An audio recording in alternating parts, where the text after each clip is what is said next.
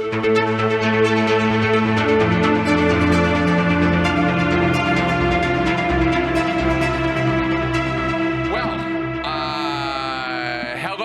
to the Sensibly Speaking podcast. This is Chris Shelton, the critical thinker at large, coming at you for another hour of podcasting power, or longer, we'll see, here on iTunes, Stitcher, Google Play, and with video here on YouTube. Hey, everybody, this week I am welcoming guest. Now, help me out because I butcher people's names routinely. Tom, how do you pronounce your last name? Beakbane. Beakbane, good. So it is Tom Beakbane. Good, Tom Beakbane. And you are the author of a book called Consilience. Am I pronouncing that right? Yep. It's this one that you can see behind me. Yep. It's called How to Understand Everything. And apologies for the bombastic title, the boastful title, Consilience, A New Way to See the World. Yes, exactly. I was intrigued. You reached out to me, and of course that title is very intriguing and is, in a way, a little bit of a description of the journey I'm sort of on or trying to be on myself here, which is, I think, why we have some common ground. Because I do want to understand everything. And I know it's a bit of a task of fruitless hopelessness. I mean, it's not like we're, as human beings, going to arrive to that point. But, you know, it's the quest that's the fun. It's the search. It's the journey. And I think you agree with me on that, yeah? Yeah. Do you mind me asking you a question? Please, go right ahead. Because I've listened to quite a number of your podcasts and videos and really love them. And I'm Thanks. Super envious of the way you can express yourself so clearly. And I aspire to be half as clear. But I've sort of noticed a journey that you've been on because like 2 or 3 years back, it seemed as though you were more certain about sort of what was good and what was bad and what are facts and what aren't facts. And it seems as though as you've been going through your educational process, you're a lot more sort of circumspect. You know, there's lots of different ways to look at things and words mean different things to different people. Mm-hmm. And I think we're ending up in a similar position. Maybe, you know, we follow different routes. Is that a fair assessment of your journey? I think that's a perfectly fair assessment of my journey. And I'm glad that you actually noticed because that's exactly what's been happening. I think that is partly the product of, I think especially over the last 6-8 months of work I've been doing in the university study. I've been doing a master's program now. Definitely gets you into a different headspace where you realize that causation and talking about, and this was actually something a guest of mine said recently on a podcast as well, which I very much am on alignment with, that it's a tricky thing. And if you're going to say, I know what caused something, you better be sure, because there's a lot of things that cause things to happen. And and I think it was the day that I sort of hit on, well, let me share this with you and see what you think about this. Because one day I was kind of talking to my wife and I said, you know, if you want to look at why people act the way they do, why do people do things, respond the way they do to things, we often try to isolate education, culture, race, you know, identity. We try to pull some one factor and make it more important than every other factor and say, well, this is the thing, this is why, this is what it is. When in fact, it's everything.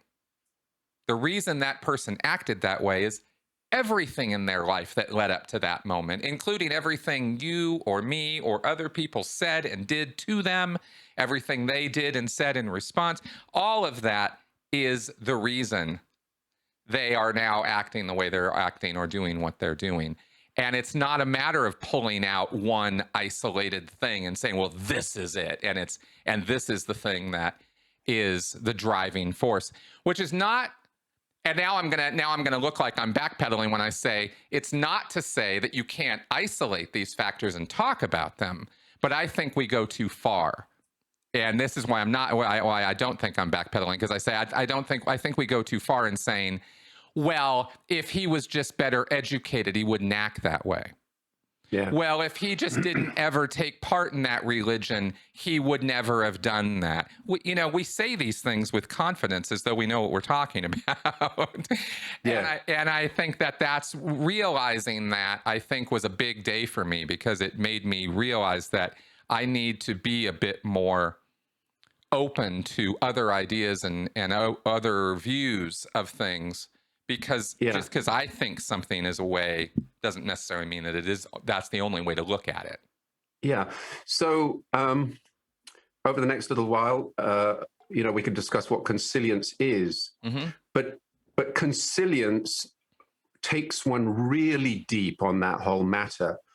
And I'm a neuroscientist by degree anyway. I've been working in marketing and communications for the last 40 years, but consilience looks at this whole idea of sort of what is knowledge and what is right and what is wrong and what is objectivity at the level of neurons in your brain. And in a strange way, consilience and an understanding of the brain contradicts the certainties of science, so to speak. So I'm gonna lay out some pretty weird and controversial and strange ideas to you. And your whole moniker is critical thinking.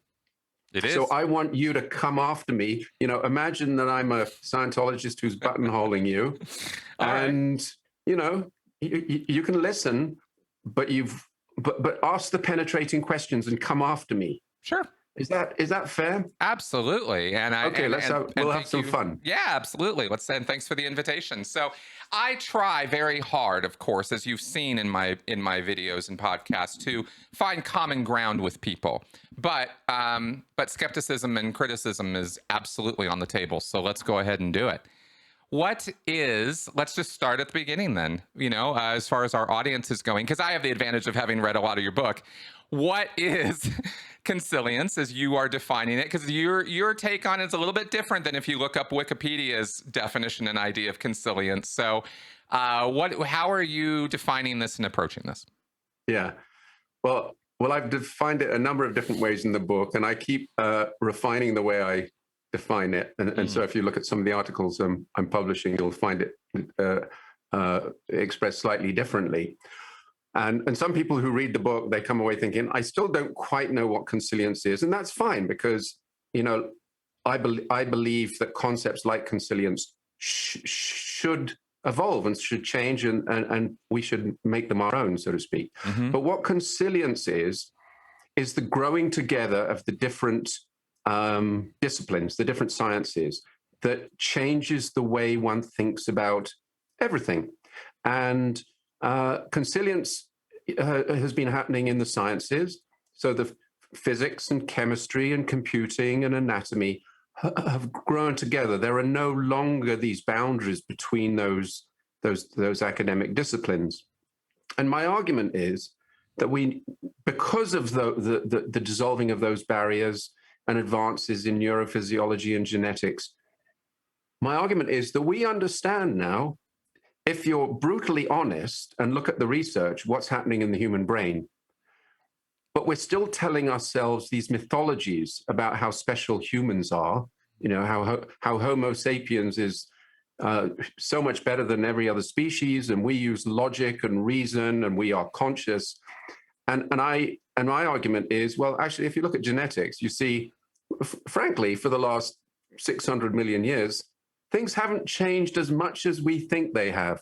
So if you are brutally honest and actually look at how the brain is working, you have to realize that all of these words that we attach to, the way we go about things are fairly superficial.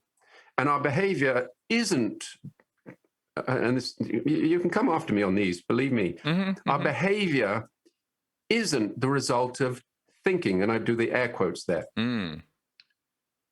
Well, describe that more, because there are a couple points I have questions about with what you're saying, but I want to make sure I'm clear on what you're saying. So, what do you mean we haven't really changed that much in 600 million years? That's a long time, and a lot of evolutionary change has occurred. So, what does that mean exactly? Yeah.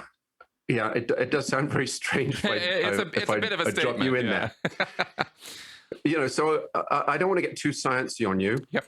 but the discipline of genetics has undergone an incredible revolution in the last 20 years. Okay. And now geneticists can pretty much tell exactly what genes are where, and the genes that you have versus the genes that I have versus the genes that if you have a dog, those genes, or a primate, chimpanzee. But the absolutely stunning finding is that animals that we have regarded as being completely different to us, and there are two that have been researched beyond all others, and those are Drosophila. Do you know what that is? That's a fruit fly. And another one called C. elegans, which is a tiny little roundworm that is almost invisible. But these two animals have been researched more thoroughly than every other animal in the world, to the point that this little animal called C. elegans, every single one of its cells in its body and the neurons in its nervous system have been sort of documented. So scientists have actually created maps, and if you Google these things, you can find three-dimensional pictures of these animals. But the astonishing thing is that, for instance, C. elegans, which is a tiny little worm, you can hardly see it, it's transparent, it only has like 900 odd cells. The things that are happening in those cells are extraordinarily similar to the things that are happening in the cells in our body. And so when a scientist starts to look into, mental diseases like Asperger's or any of these other mental diseases, they very often start by looking at what's happening in C. elegans. And so at a cellular level, things haven't changed nearly as much as we imagine. And so the implication of that is that, this incredible thing that we have in our head is actually as incredible in all other animals. And our brain is actually less different than we believed it to be. And I notice, I note that you sort of created my claim that we, can explain consciousness, and you think, oh no. And indeed, a concept like consciousness, when we use the word in everyday usage, has overtones of spirituality and religiousness, and Yes. sort of who you are. When I use the term, I use it in a post-consilience, that's air quotes, way. Consciousness is what animals use to create the picture of everything around them. So consciousness is how our sense organs build up a picture of the world. And my argument is, if you just look at the way our eyes work and our ears work, without all the preconceptions that, humans are so special, it's actually pretty easy to see what consciousness is and how it evolved. It sounds bombastic, but it actually, in a strange way, it's very humbling, because when you look around the world at all the different animals, you realize that we're not as special as we think we are. Well, I'm definitely down with that point. However, I do believe that there are some special differences with us in terms of evolutionary change that do put us, I think you can categorize and sort of, put on various, what do we do in school? We create the concept of ecosystems and mutual dependency and symbiosis and these kind of things.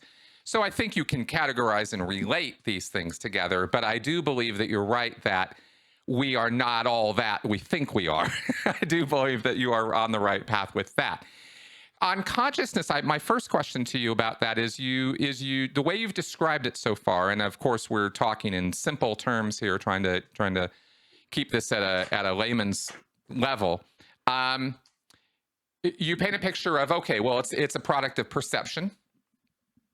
But I believe there's also another factor involved in this, which is maybe informed by some of my other reading from like Lisa Feldman Barrett, who's done a lot of work on emotion and with the construction of emotion and has a theory of constructed emotions, where she discusses as a neuroscientist that and psychologist that the primary or one of the primary functions of the brain is prediction, and that it's constantly predicting what's going to happen, and that is one of its main functions in terms of why, what it does with those perceptions. We see things, we hear things, and the brain is constantly relating this to past traumas, bad experiences, warnings, threats. It's constantly doing threat assessment, and that predictive factor has a lot to do with our consciousness too, I believe. What would you say to that? I'll one up you and Lisa Feldman Barrett, if you don't mind. Yeah, please. In the traditional way of viewing the brain is that we take in things through the sense organs, take in sensations, noises, sounds, whatever, and then we think about those things, we process them, and then we come up with some actions. We get thirsty, or we decide to go shopping, or whatever it is. I believe that it's fairly uncontrovertible that the brain acts in the moment. There is no sort of going offline and then figuring out what you're going to do. The brain is always operating on the knife edge of criticality. Mm-hmm. And the way it does that is it takes in all of the sensations, through your senses while you're awake, but always what's happening in your body, your gut and your skin. And when you're awake, it creates this, this dimensional thing that is around us. But at every second, it is anticipating what could happen next. Mm-hmm. Mm-hmm. And depending on what, like, for instance, you're doing now, you're nodding, and so I'm thinking, oh yeah, he's coming along with me. But if you were sort of frowning, I would be preparing a slightly different course going forward. So what our brain is doing, not from minute to, well, it does it from minute to minute and week to week and year to year, but really the way it works is it operates from second to second, mm-hmm. actually from millisecond to millisecond. That's right. Or at least in tenths of a second. And if it didn't do that, we simply couldn't play fast-moving sports. There would be no such thing as MMA and tennis, because all of those sports require the body to be constantly preparing to respond at every moment. And to do that, per Lisa Feldman Barrett, you're constantly modeling forward. And if, for instance, you look up in the sky and you see a bird and it suddenly stops, it would make your eyes pop open and you'd go, oh my gosh, what the hell's happening here? That's right. Because it was a failure of the brain to correctly predict what that bird was going to do. And that's where the double look, that's where the shock comes from. Because the normal course of events for your brain is it correctly predicts, and it's making thousands of predictions every minute, every second. And it's doing this, so it's constantly running slightly ahead of and predicting what's about to happen and preparing you to do what you need to do in that future moment. Can I lay a little science on you and sure. Tell me if I'm getting too sciencey on you? Yeah. Like everyone knows what the ears are for, don't they? They're for hearing. Hearing, yeah. Okay.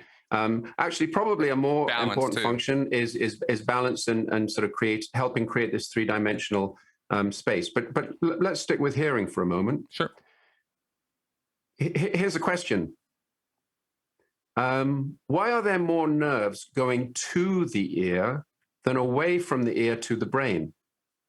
And why is it that the ear can actually create sounds? That's something you probably haven't read in a high school textbook, but it's very well accepted. And an audiologist routinely uses these things called otoacoustic emissions to test babies' hearing. So if you have a baby and the baby's having an issue, apparently with their hearing, take it to an audiologist. What the audiologist does is it plays a tone into the baby's ear, and the ear, if it's operating correctly, sings back. Okay, so what this is actually, this mechanism. What's that last bit there? The ear sings back? Back, yes. The ear actually creates sounds. Based on memory or newly? Well, here's where it gets super interesting, because you were talking earlier about, how we're products of every experience that we've ever had. Well, it's the same with the way the brain interprets sound. Whenever the brain starts to hear something, it feeds an expectation back to the ear. Yes. And you get this same effect that was used in radar in the Second World War, that the feedback actually tunes the system up. So the ear actually operates in association with the brain like the phrase completion on a cell phone, when you're using your text messaging.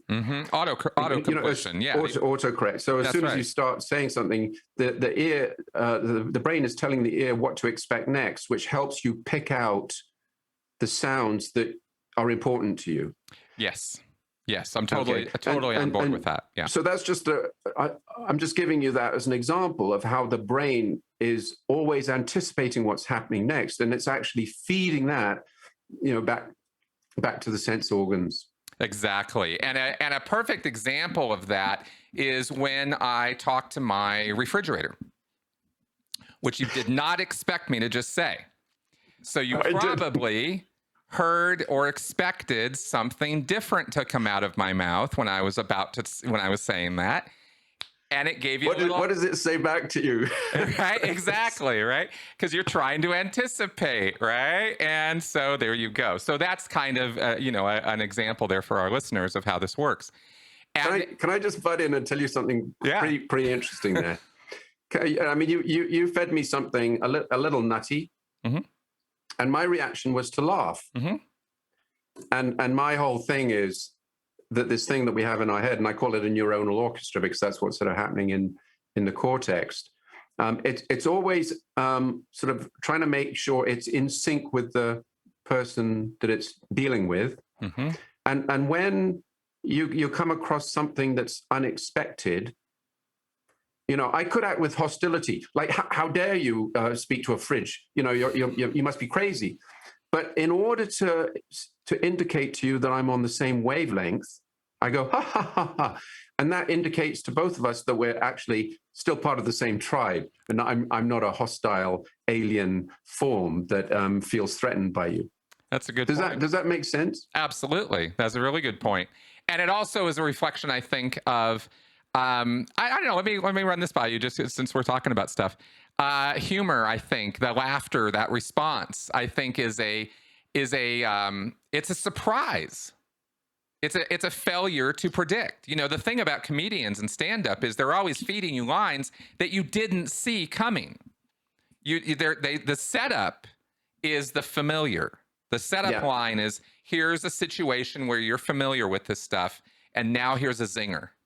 Yeah, and the zinger is funny. It's like they describe this bird flying in the sky, and then it stops. Yeah, and you go, and you both like, and in order to sort of indicate that you're okay with that, you sort of have a stress release, which is the laugh. Exactly.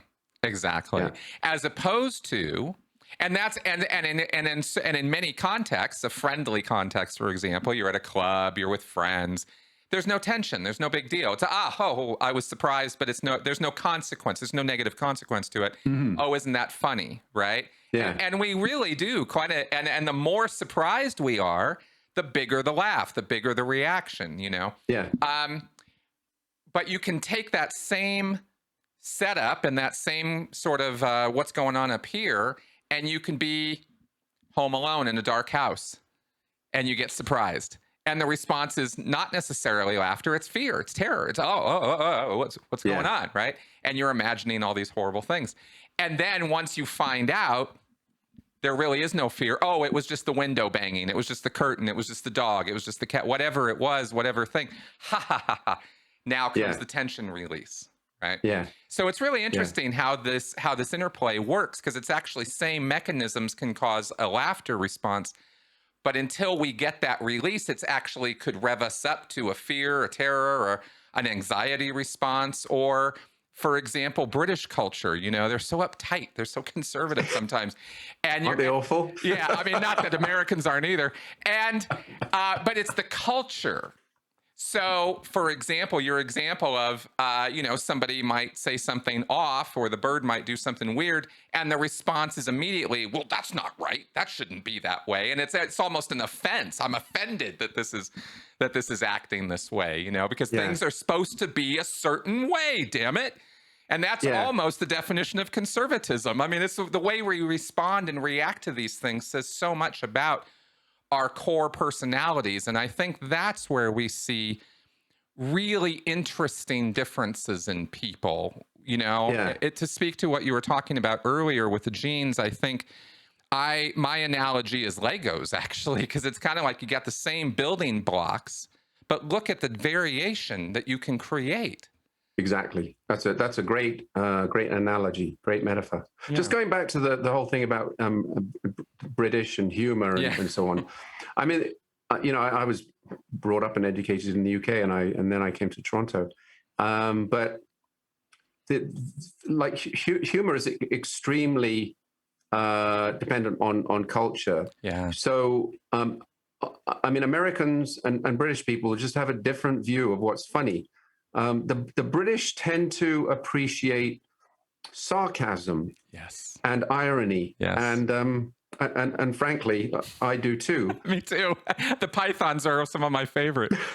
but I've upset so many Americans because, you know, my quote dry sense of humor it irritates people because they think I'm actually being sensible and making a correct observation when I'm actually saying something that I think is so stupid that you know, we all should recognize that it's funny, but they just think, oh, you know, he's just being hostile and averse. Yes. So, I wish I could say the same has never happened to me, but it happens to me all the time.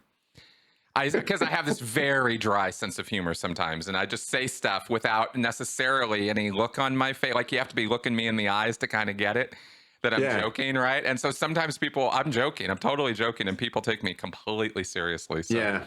I mean, if you've got to put emojis after everything that you write and say that's funny, I mean, it ceases to be funny. Exactly. Exactly. But unfortunately, that seems to be the culture these days because, you know, we're getting so touchy. And that's right. What do you think? What do you think are some of the roots of that, or some of the forces behind some of that touchiness? This everything is offensive now sort of thing. Oh my gosh, how deep do you want to go? As deep as you want to answer. Okay. Because it ties in, I think, with a lot of what we're already talking about. Yeah. To go pretty deep on this, I could go deeper. But I think that we're living through a time, and you know, sociologists and many people that you hear about online these days, like, you know, Jonathan Haidt and so on, I think concur with this. But we're living through a time of extraordinary stress, and the causes of that stress are social media, well, now COVID, you know, economic issues.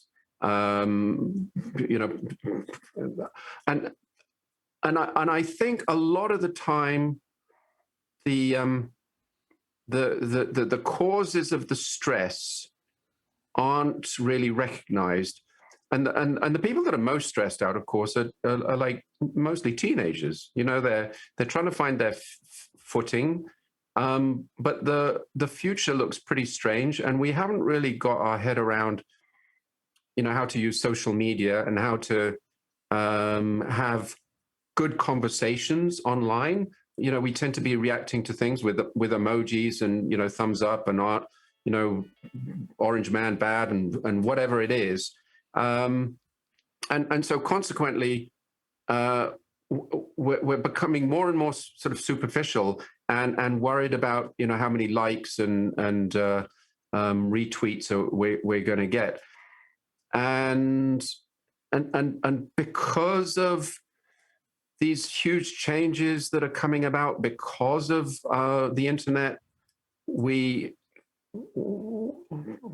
people are feeling stressed out, and they're finding ways to articulate that stress that frankly aren't necessarily, in my view, terribly logical. It could be political. You don't say. You know, it could be climate change. You know, you know, the whole world is warming up and we're going to burn up, or it could be, you know, all these other things that you know, QAnon and Black Lives Matter. They're all expressions of an underlying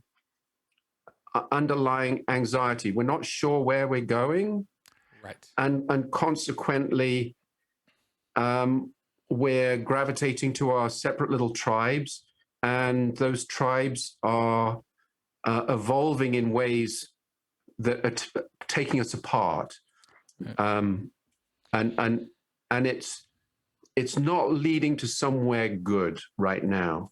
We have to find ways to not necessarily agree. We have to find ways to discuss difficult issues. Yes, I think I think you're spot on with that. I think that, in fact, this is reflected in the recent interest in cults, high control groups, high demand groups.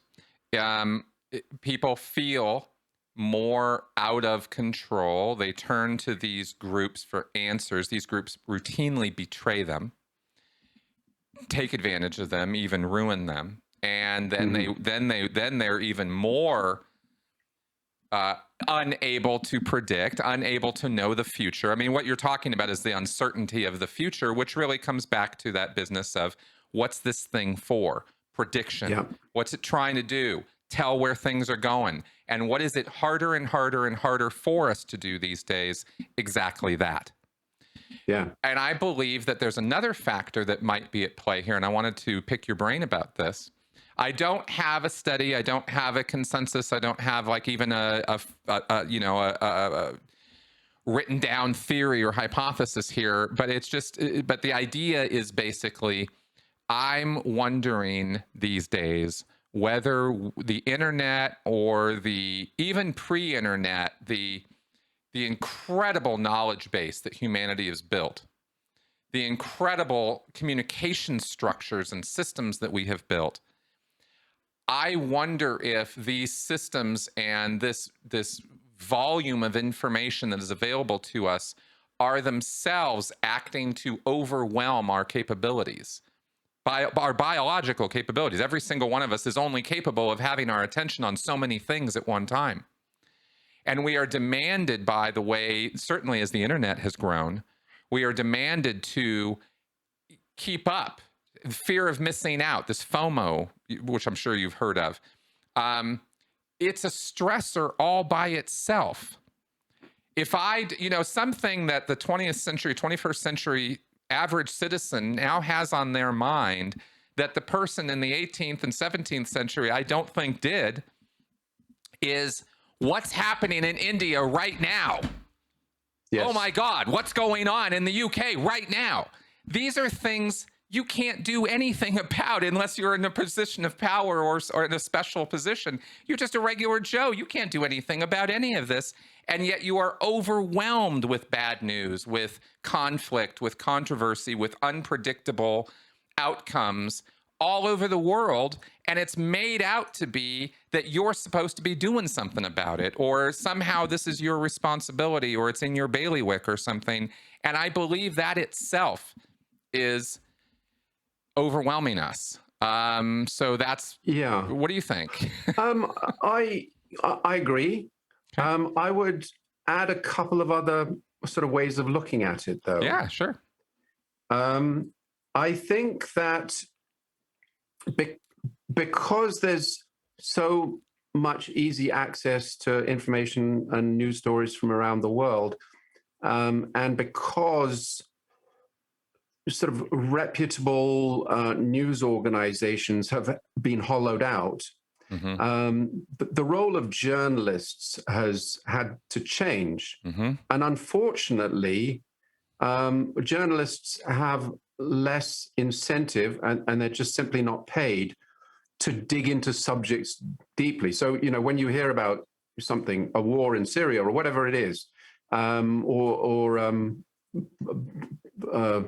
digitalization or the effect of robots on society, now you're immediately responding to all these like superficial little stories, rather than what used to happen more often, which is in the large news gathering organizations. There would be journalists who would spend a few days or a week or two sort of digging into things and actually sort of sorting out the chaff, the rubbish from the good ideas. And that's happening less and less and less, but just simply because our media has gotten hollowed out, and it's not their fault. It's just a consequence of the internet and this free and cheap access to, quote, knowledge and information. There's another aspect that I just want to lay on you that I think is it's very significant, and I've sort of noticed it because my attitudes to many things, like science, for instance, and information and knowledge, my attitudes are completely different from the attitudes of the younger generation. And I've been trying to figure out why that is. And I think the reason is because when I went to university and college and school, I was never given a multiple choice question exam of any sort. I was never taught that the world was composed of facts that were either right or wrong. We were expected to draw pictures and write essays. In mathematics, of course, things are right or wrong, but we were encouraged to think and analyze. And what I'm seeing more and more is this sentiment that you either believe in science or you don't. And to me, it just makes absolutely no sense, because science is made up of billions of people, hundreds of thousands of institutions, constantly evolving ideas. So how do you believe and treat that as factual or non-factual? It just doesn't make any sense to me at all. But every day in the media, I'm seeing, you've got to believe the scientists, believe the experts, believe the facts, believe this, and it doesn't make any sense to me. And I think it's meaning that people are less able to listen and analyze and discuss, because they think it's all a question of like answering multiple choice questions and getting it right or wrong. Interesting. Does that make any sense to you? Well, it does. And I have a number of things here to respond to on this. First thing, before I forget, is doing this program I'm doing right now through a UK university. I have very much come to appreciate the differences in the two systems of education, and certainly the higher education. My experience so far with this, I mean, we have not had one pop quiz, one test, anything like that. We are graded on our essays at the end of the terms, and those essays demand critical thinking. They demand that you show that you read the material, not just you don't get credit for showing up at the lectures. You don't even have to show up at the lectures, but your final papers better reflect that you understand this material and that you're thinking and engaging with it. And that's how you're graded. And I find that to be very refreshing, to be honest with you. And it was interesting because I actually did discuss this with one of my professors, who made the point that American students often come at education very different than UK students, much more paranoid, much more anxious about missing any little tiny fact that they might get asked about in a quiz or exam. Whereas the UK guys get to kind of chill a little bit more because they get to take their time to engage with the material and draw from it what they think is important and useful for their discipline, activity, whatever. So first off, there's that comment. As far as worship of science goes and that sort of thing, certainly you are describing an appeal to authority fallacy that a lot of people do engage in. And there's no question about that. And you can go that direction with science just as easily as you can go that direction with religion. Fallacies are fallacies. And if you go, putting too much faith into anything and thinking that it is the sole arbiter of justice, truth, facts, whatever, whether that's an individual like we do with cults, whether that's, an institution or, a subject like science, you're making a logical mistake. There's just no question about it. This is why I stress context all the time. I try to give people like simple rules to follow as to like, how do you determine or discern truth? Well, it's always context specific. There's very few algorithmic rules of truth. But what I think the first rule is always to be skeptical, and to look at the person's motive. Like, why are they saying that? What's it doing for their position in the world? And very often it makes a lot of sense and it's honorable and there's no evil. But you have to understand where people are coming from, and if you do, then you can take into account that a certain degree of what they might be saying is incorrect or misleading or that's right. Adverse to your interests. Exactly. Let me throw this at you because here would be my basic counter argument on the science aspect of things, which is science isn't an authority and it shouldn't be regarded like that, like it's some unquestionable, body of truth that is beyond, skepticism or something. The way I try to describe this or talk about this is that science is really just a method of discerning or discovering or predicting things, information. You're trying to discover new things about the world or trying to better predict what's going to happen in the world. And science is a methodology to accomplish that. It's not an end result in and of itself. Science is constantly changing and evolving and moving. And this is why every single person who's like, well, they said that yesterday and today they're saying something new, screw science. And it's like, no, that's exactly what science is supposed to look like. It's supposed to be changing and evolving. So I'll just recount part of my journey and sort of the realizations that I've had. So when I was at school, I loved science, and my grandfather was a veterinarian and my grandmother was a botanist. My house was full of science books, and when I was growing up, I was an introvert, and I spent a lot of time reading those science books. I had a microscope. I spent hours and hours looking at drops of pond water, and I was fortunate that I went to schools that had lots of scientific equipment, and we were expected to actually learn science by conducting sort of experiments of one sort or another. And looking at things and drawing things. And so I'm a huge believer in science. I love science. Mm-hmm. But in sort of trying to tear apart how our brains work, you actually realize that our brains don't operate using facts and logic. Yes. I mean, we can use facts and logic, but that's not how our brains operate. Yep. Our brains operate in the moment. And so in a strange sort of a way, if you ascribe to the scientific ways of thinking, you can't understand the human brain because you're looking for logic and rationality and modularity and all of those things. And so there are many, many different ways of looking at science, and you've sort of laid out the methodological one. I would also add another aspect of science, which is characteristic of every decent profession and every cult and every religion, and that is, it's an ideology. The ideology of science is that it aspires to truth. And through truth and honesty and this journey of discovery, it is taking us to a better place. Okay, it's actually taking us towards nirvana, heaven.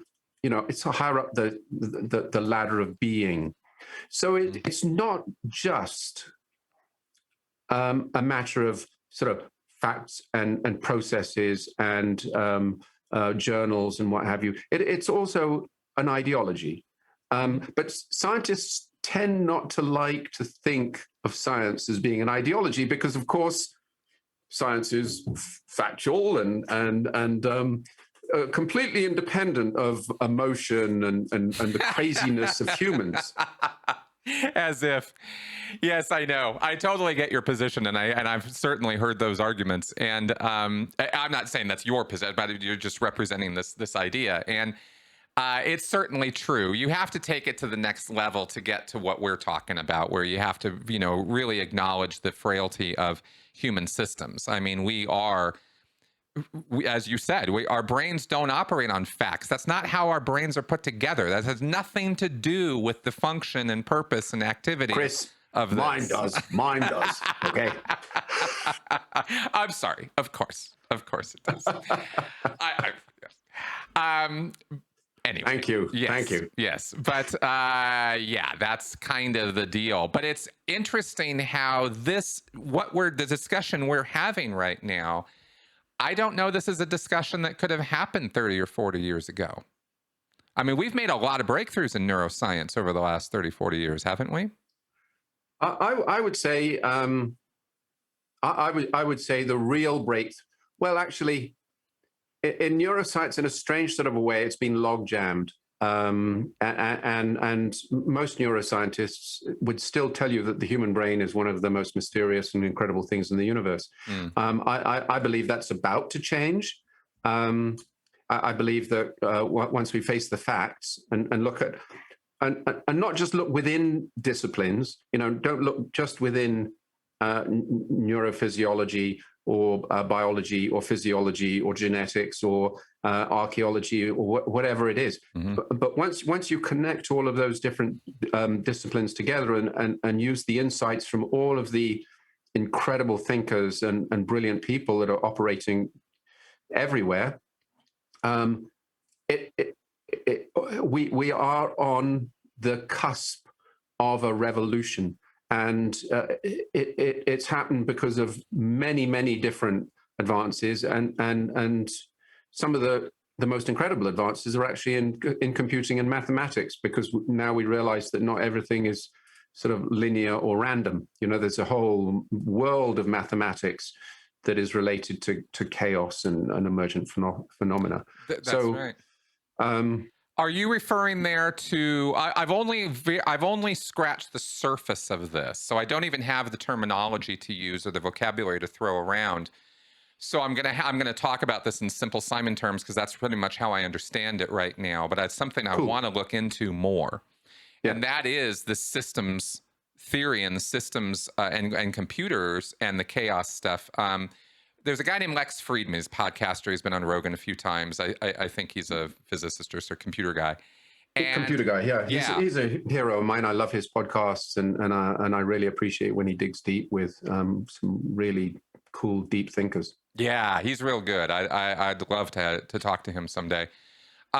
He made the point on Rogan one day about how you can start a system. You can create extremely simple rules for a system. You'll have a pixel turn on, and the pixel next to it will turn on if the one over to the diagonal right turns on, and then but that turns on only under this kind of condition. Like there's very simple rules you can create where pixels will start turning on and off according to these rules. Those are called cellular automata. Oh, okay, cool. And and you can watch this progress. Like you feed it and then you let it go. You go, okay, here's the rule, go. And before you know it, what emerges from this is all an exercise in what I would love to watch happen, and that is emergent properties start emerging from this, things you didn't predict, and almost couldn't have predicted. Extremely complicated behavior starts manifesting in these pixels as the picture gets more and more broad and complex and grows. Yeah. And eventually you get these like amazing designs and pictures and behavior, actual behavior on the part of these little black and white Cellular automata. That's right, cellular organisms, you could say. So let me see if I can lay a huge idea on you. Yeah. Okay.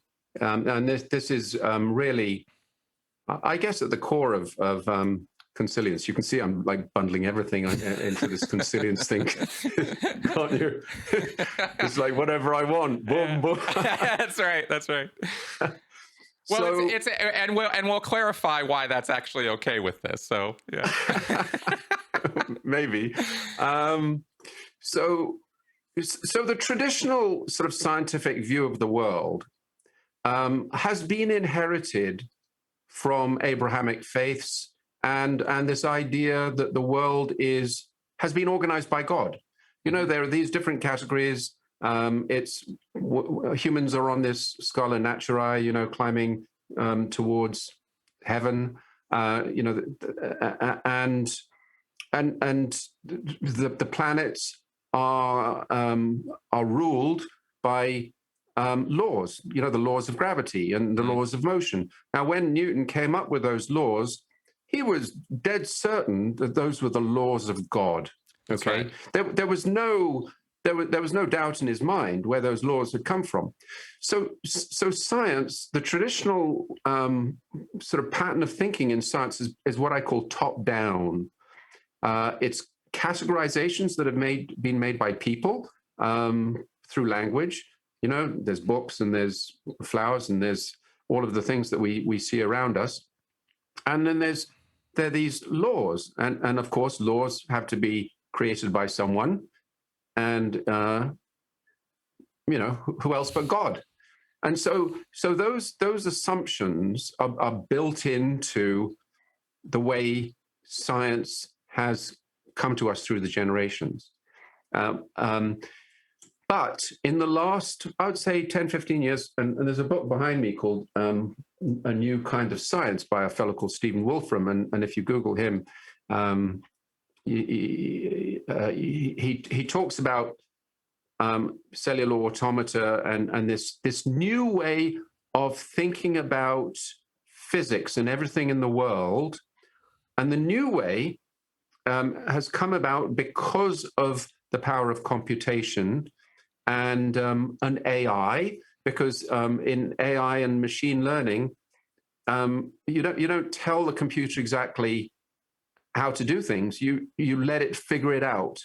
Okay, so with machine learning, the computer itself teaches itself. So you know, if it's learning a game like Go or chess, the computer can actually just play against itself until it becomes better than any human being on the planet. Yep.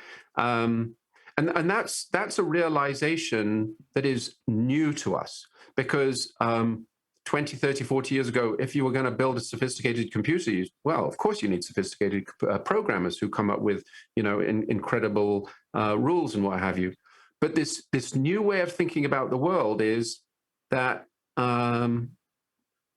that you can derive all of the quantum phenomena, the behavior of protons and electrons and gluons and quarks and hadrons and so on. You can derive those from very, very, very simple rules, very similar to what you were talking about. Mm-hmm. And then you sort of let it run. Right. And you get life, and you get more complex life, and you let it run. And, you know, to bring it to what's happening in our bodies, like the traditional way of looking at, you know, human behavior is, okay, you've got a brain that's like a king, you know, telling our muscles what to do and thinking about, you know, our plan in life and what to do next. Well, if you look at embryology, which is how a body actually constructs itself from a fertilized egg, you realize that there's no one cell that's telling the other cells what to do. all the cells are working together. So Right. they organize themselves from the bottom up. So you have 20 odd trillion cells in your body. There's no boss cell that's like, well, you do this now and you do the other and what have you. It's a self-organizing system. It's an emergent system. And so that goes back to what we started talking about, which is the unbelievable complexity of life. Took about like 2.6 billion years to evolve. And like all of the animals and the plants and everything you see around us, only took 1.2 billion years. So the really complex sort of guts of the machine were created a long ago. And so anyway, just taking it back to this top-down, bottom-up thing, tell me if I'm, boring. You're not boring me. I'm tracking with what you're talking about here. Okay, yeah. We've lost all your audience. But let's go. Let's get this bottom up thing, because I've also got a few comments to make about this in terms of how it analogizes out to society and cultures as well. Okay, cool. Yeah. So traditionally, science has been a top-down thing, categorizations and laws. But over the last, I'd say, just 15 years, maybe 10 or 15 years, scientists and everyone are going, oh, okay, well, actually, that isn't how the universe has come about. That isn't how bodies operate. That's not how the brain works. We're bottom-up systems. And you think, oh, okay, well, that is an irrefutable fact. It's a truth, okay? I mean, you can posit God and spirits and this and that, and I'm cool with that. But the way that the world is organized is from the bottom up. It organizes itself. And I would apply those same sorts of principles to human societies and say, if we're going to have strong societies, you need strong people. Yep. Who have a good future. If everyone is feeling confident in themselves, they're not going to get sucked into batshit crazy cults. That's right. They'll be able to live a life that is fulfilling and productive. Make friends if they wish, have children. Clean up the environment, do everything that we should be doing. But it's going to happen because everyone in their own right is feeling confident and strong. As soon as you start trying to organize things from the top down and say, oh, okay, well, let's, create these societal systems, then frankly, it never ends up well. No, it all falls apart because of division and divisiveness and arguing and all that. I think it seems to me that there are two basic points that you are sort of forwarding or positing here that I am totally on board with, and I've been sort of thinking through and wondering about and trying to figure out how to talk about even these 2 points. And one of them is this idea, this unitary idea, we're all individuals. We're all separate. We're all very, very different and separate from each other. And we have to think about ourselves that way. Well, we do think about ourselves that way quite naturally, actually. But this is how we've modeled our societies, is based on this way we view the world. And yet the way we view the world might not be how the world actually is. It's just how we're looking at it. But we've never been able to get outside that box until the last 10, 15, 20 years, right? Where we're starting to consider, hey, wait a minute, top down, no, this isn't working. What about this whole, and this is the other point, is this sort of, let's look more broadly. Let's look at ourselves as part of, as units in a greater whole. We're integral to the system. We're not separate from the system. None of us are. It's kind of like, okay, it's the old joke about you're not in traffic, you are the traffic. Yeah. Right? What's your second point? And the second point is that the multidisciplinary aspect of looking at all of this. And that is really your dictionary definition of consilience too, which I think is where you're coming from, is and this is something I talked about almost in the first year I got out of Scientology. I started diving into psychology and sociology and what is all this stuff really all about? And I start finding, or I start seeing right away, that the siloing of these different studies, and the fact that these guys don't talk to each other very often. The neuroscientists aren't talking to the psychologists. The psychologists aren't even talking to the psychiatrists anymore. I mean, as a body, I don't mean, you'll find individual exceptions, but I mean, as a body, these are not how science has organized itself. It's siloed in the information. And so you have psychologists looking at, the problem one way, and I don't know, a sociologist will look at that same problem from a very different perspective, bring a whole different set of rules and guides and ideas to it.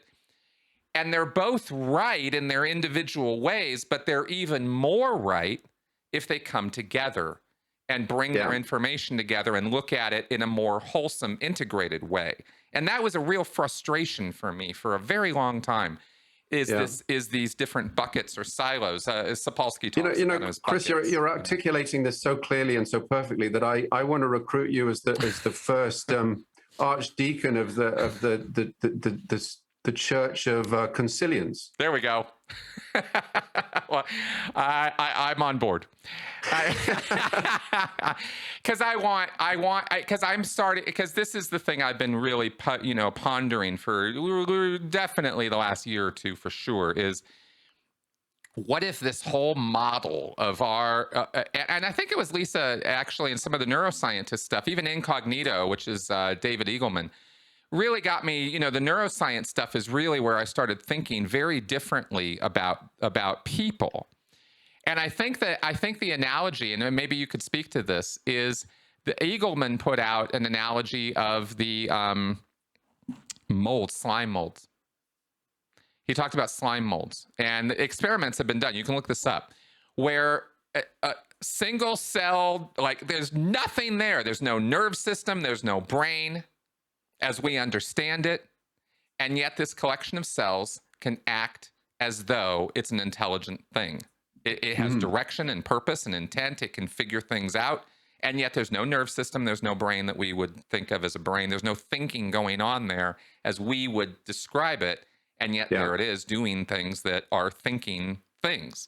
So what's up with that? And that was I think the germ of the idea that got me thinking, wait a second, maybe there's more to this. I don't know. What's your take on that? Yes, I agree. I mean, I'll just sort of I'll make a point that sort of takes us back to the sort of theories versus bottom up by making the following sort of observation. I would say over the last 100 years, since Darwin, but really, I guess in the early part of the 1900s, there was a belief in the theory of evolution as sort of viewed as an expression of competition. Competition between species, but mostly competition between individuals. Yes. Where we're sort of fighting with each other to pass on our genes, or our genes are using us to fight each other in order to to sustain themselves. And that theory, there are a whole lot of things that are questionable about that theory that we don't need to get into here. But it's an idea that actually sort of led to eugenics and the First World War and the Second World War. Right. It was an extraordinarily harmful idea. And I think it's fair to say that more recently, and particularly, with developments in a whole lot of different disciplines, including child psychology and the way people learn, we're realizing how interdependent we are, and individuals, well, actually all mammals, we simply cannot exist for 1 second, from the point of fertilization for 1 second without being in our mother's womb. And then, as human beings, we're raised for 15, 20 years, and now the primatologists have made it pretty clear that if you're thrown out of your troop as a primate, but it's the same, in human societies. If you're thrown out, in your case, thrown out of a church, you don't necessarily fare well. You have to. We are dependent on each other, and we're not just dependent on each other, for food and money and what have you. We're dependent on each other at very deep psychological levels, and you're seeing this with the whole COVID pandemic. Big time. It's causing extreme mental anguish, and there are now quite a number of studies that show what's happening, at the level of neuropeptides, which are these chemicals that suffuse the whole cortex and elsewhere.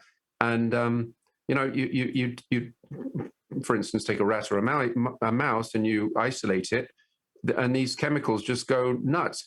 So we're realizing that social contact and this requirement to sort of feed off each other psychologically is as important as food. Yep. Agreed. I totally agree with that. I am actually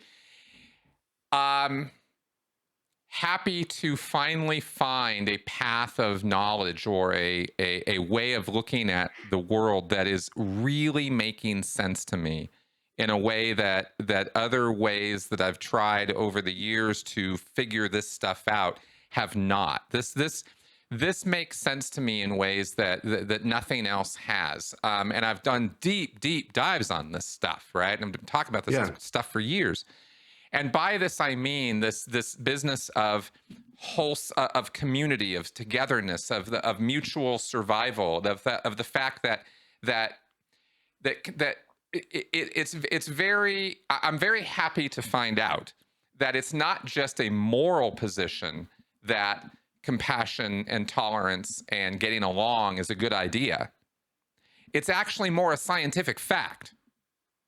And that really, for me, bolsters my position a lot. For me, it really reinforces it, because when you know what the chemicals are doing, when you understand that everything in your being is screaming to cooperate, to agree, to get along, to work with other people around you, because that's what actually makes us happy and brings us joy.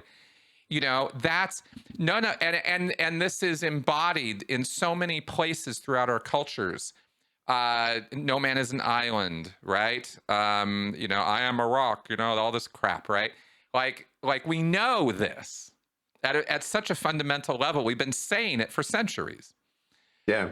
But now we've got the science has now been progressing up to the point where if we can go with it, if we can look at it straight, then we can understand that moving forward is a group activity, not an individual activity. Yeah.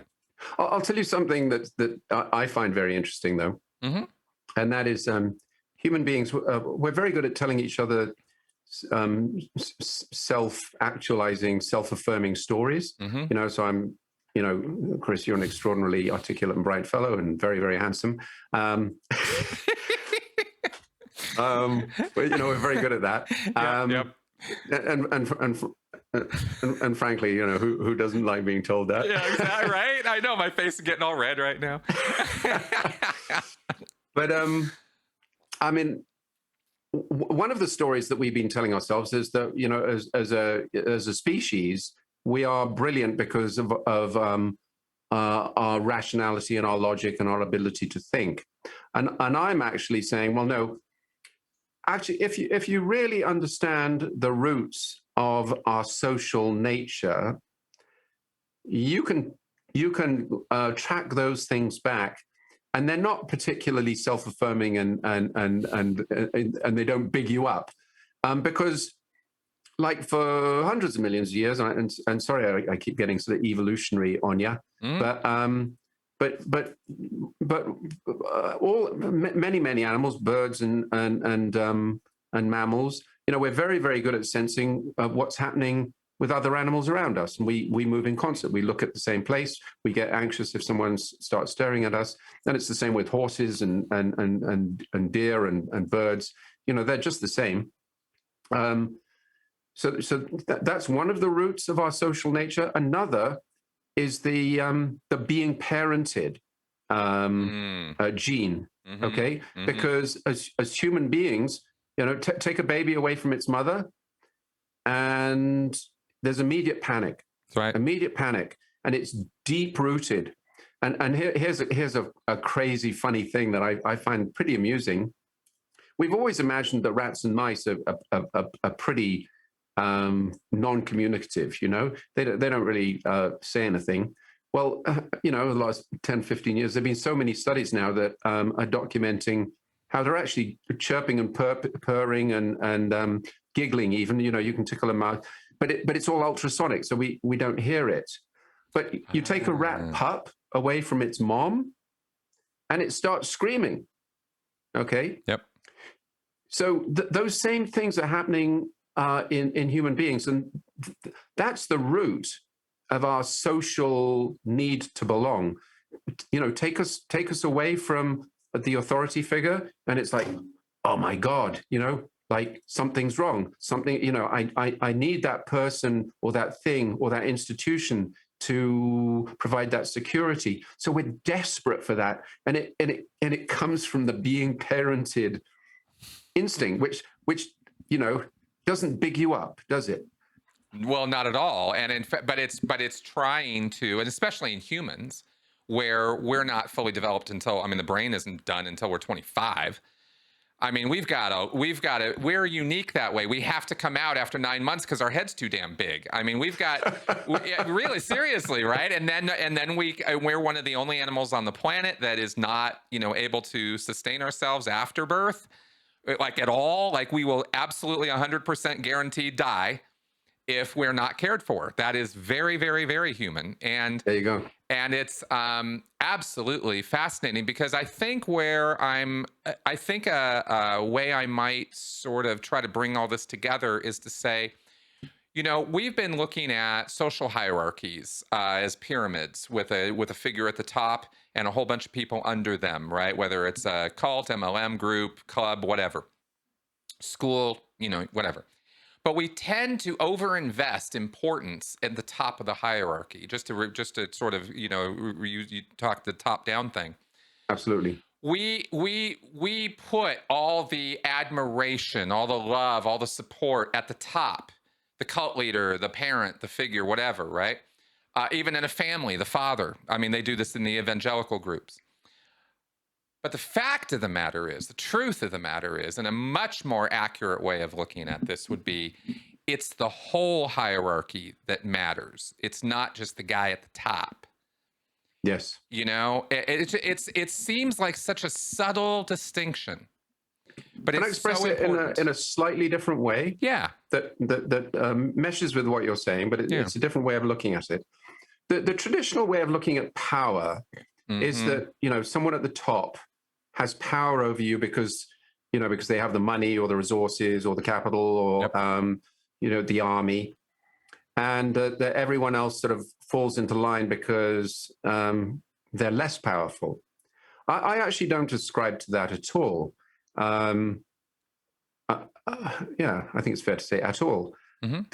Because the people at the top only have power because the people at the bottom sort of want to fit in. A far better way of looking at it is that everyone in society wants to fit in, and we need to look up to something. And when there's a leader, they can gin up tribal hostilities very easily. It's very easy to get one group angry with another. It's very, very easy to do that, and we immediately hang together in our tribe. But the dynamics happen because we want to fit in with our tribe, and of course we look up, not because the person at the top is actually has power over us. I've been running organizations for the last 20, 30, 40 years, and you realize very quickly when you're the boss of an organization that you can't get people to do things they don't want to do. Or you might be able to do it for a short time, but if they're half decent, employees or people, you know, if you're asking them to do something they want to do, they'll take off. Well, that's right. That's exactly right. And I think I've tried to embody this idea, or the idea has sort of evolved in my descriptions of these things by saying that the cult relationship, for example, between the leader and the followers is a codependent relationship. It's not all from the leader. The Correct. leader is powerless without the followers, and he knows it. He depends on those followers just as much as the followers are depending on him. And in fact, with the narcissism, with the malignant narcissist especially, you have a leader who absolutely must have these people following him. He's not whole until they are, right? Yeah. Or admiring, loving, whatever him. So this codependent factor, I think, is kind of what we're talking about here, and the fact that we all feed energy into this system, and that's what gives the system power. And we tend to look at the differentials between, like, it's real popular right now to look at things in terms of power differentials. But what that does is it tends to de-emphasize the power that all the individuals at the lower levels, quote unquote, have. Yes. The group doesn't exist without them. The activity doesn't exist without them. So just by being there and being part of it, you are part of the power of that system.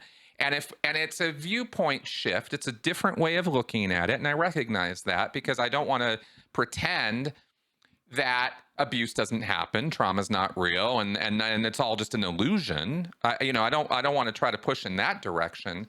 It's more of, if we can change the way we're thinking about and looking at this stuff to be a more accurate reflection of what it really is, rather than this illusion we've created for ourselves that the leader is all and we're nothing. Yeah.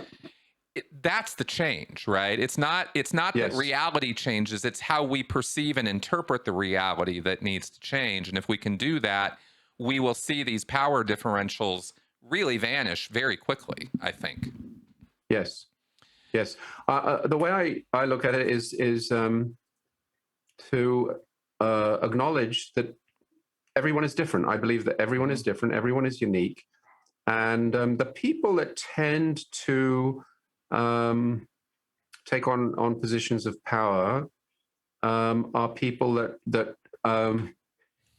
really crave sort of being looked up to, which is is something that's been plumbed into our genetics for hundreds of millions of years. But you do get sociopaths and psychopaths in positions of power, and horribly evil people, and we've got to be educated by people like you as to how to recognize those people. But the harder thing, and this is where it gets really, really interesting and controversial. The harder thing is, can we individually stand up to the currents that are around us that are demanding that we fit in? And I would say that currently in society, there are huge pressures to fit in with some ideas that I personally think are going to lead us to destruction. So we have to be very honest, if we can, and strong, and speak up for free speech, for instance, and the ability to discuss. Because right now, certainly in some segments of academia, that's under threat. Big time. And that is extraordinarily pernicious and counter to the ethos of the United States and the Declaration. That's right. And everything that the country, this fantastic country stands for. And we've got to safeguard that. I could not agree with you more, because the system breaks down if the individual components of the system can't talk to each other, can't coordinate, can't work things out. And that is where we're headed right now with the cancel culture and the book burning and all the other nonsense. We've been doing this crap for centuries, but we're now at a scale. See, the problem is, you could do a book burning and that was just in the little town. That was just in the little village. That wasn't affecting everybody. Now we're on the internet. Now something that somebody does in Tallahassee might actually matter to a guy in Arizona, whereas it never would have before the internet. They didn't even know of each other's existence. And that matters because it kind of expands the community to the entire world. And we're talking 8 billion souls. So, hello, you know, they're talking about like, and this speaks, of course, to the overwhelm and stuff I was talking about earlier, too. Yeah. So I agree. I agree completely. I think that we you know, the freedom of speech thing. I'm very, very devoted to that idea. I mean, if I had to choose, if it had to be a binary choice, it would be say anything rather than, you know. Me too. Yeah. Let the crazies be as crazy as they want to be, as long as they're not going to stir up violence and animosity. You got it. Yeah, let them go. Like right. if they want to believe the Earth is flat, go for it. If you want to, you know, believe that you're going to return, you know, billions of times over billions of years, go for it. And in fact, that's right.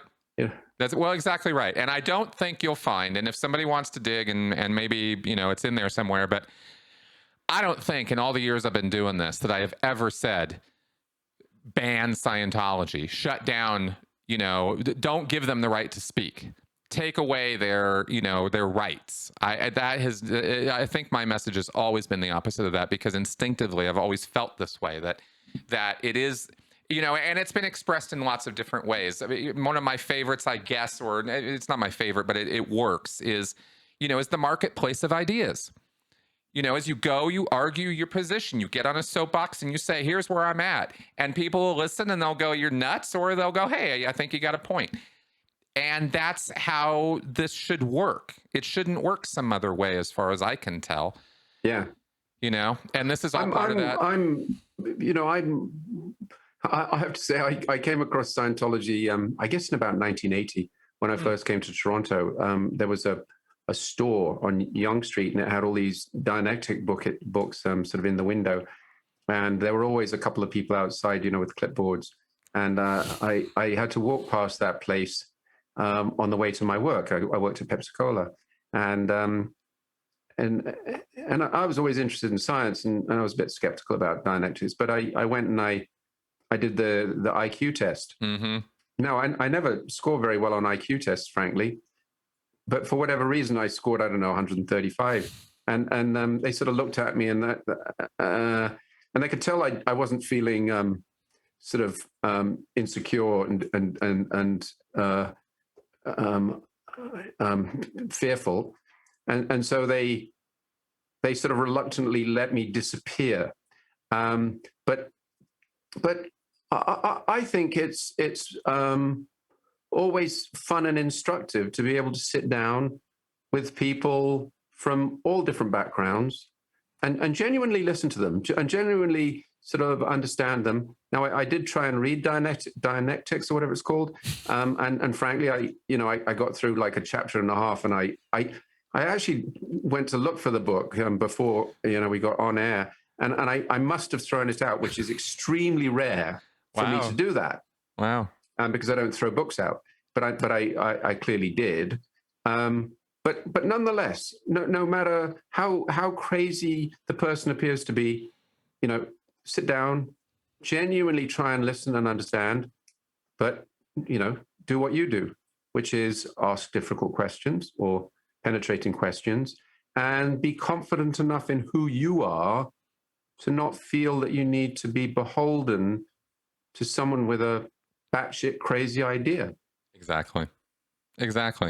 Ideas are a dime a dozen. And if people could kind of get that idea and understand that ideas aren't valuable, ideas are just ideas.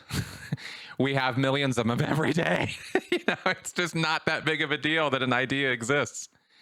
And and even if it's objectionable to you, even if it's awful to you, even if it traumatizes you, it's just an idea, you know, and we really need to kind of like lower the temperature on some of that stuff, because it's become a bit nuts when words are violence and, you know, these simpleton thought-stopping mantras and cliches that people, you know, tend to pass around these days. We really got to kind of come out of that thinking. I agree. Yeah. Well, So anyway, so you're my first recruit to I'm down.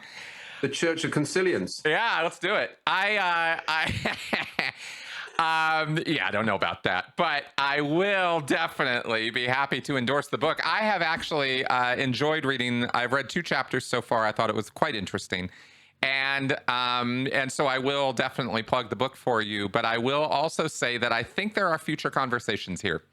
I think I'd like to move toward wrapping up for today because I think we've covered some really, really thinking territory, and I don't want to overwhelm my viewers, but I wasn't sure where this conversation was going to go, but I think we have covered some basic things that have been on my mind for a really long time, and I've been fumbling around trying to talk about them without being sure about myself. And so thank you for giving me, something to bounce off of here. It's been a lot of fun. Yeah. I wasn't sure how it was going to go, of course. But as you read in my book, you'll read in my book, I regard sort of interactions with people like canoeing down a river through white water. You can always have fun. It's risky, but, you're always watching for the next whirlpool and drop and you can always get wrapped around a rock. But in this particular case, it's been just a slice, Yeah, pretty good surfing stuff. the rapids with you. Yeah, exactly. I think I'd like to do an episode with you perhaps in the near future on trauma. Yeah. And our brains and some of what you're talking about with that. Because I think that there are some insightful things. If you just kind of, we've been looking at it, again, it's not a matter that objective reality changes. I mean, stress, trauma, anxiety, all this stuff exists. We're not trying to take that away or say it doesn't exist or say it's a fantasy or an illusion or some nonsense like that. And I only say this stuff because it's wild to me how people will interpret or misinterpret some of the things I've talked about sometimes. So I'm not trying to go in that direction at all. It's really just a matter of it's a reframing and it's a constructive one. It's one that leads to better solutions, better understanding, a more accurate reflection of reality. Yeah. Well, I'd love it if you read my book. I think you'll find lots in there that'll really stimulate your mind. If you start using it in your essays in your course at university, you'll probably find they throw you out. Okay. I would say there's one area that I don't feel terribly comfortable about covering, and that's stress and trauma, for the simple reason that, frankly, I've led a blessed life, touch wood, and there are many things that you and I can really dig into, but you'll have to to explain the trauma thing to me. Good. Well, we'll figure that out. Okay. Awesome. Chris, it's been an absolute slice. Yes, thank you very much for being on my show here today. And folks out there, any questions, comments, feedback, go ahead and leave it in the comments section. And if you are enjoying my show, of course, you can always support it through Patreon. I would very, very much appreciate if you would do that, because that is what keeps these lights on and keeps this show going here. And of course, I am putting a link to this book, Consilience, in the description section below. So please do check it out. I think it will be well worth your time. And it's not a heavy duty, hardcore academic read at all. It's very easy to read and understand. So that all being said, I will see you guys next week. Bye-bye.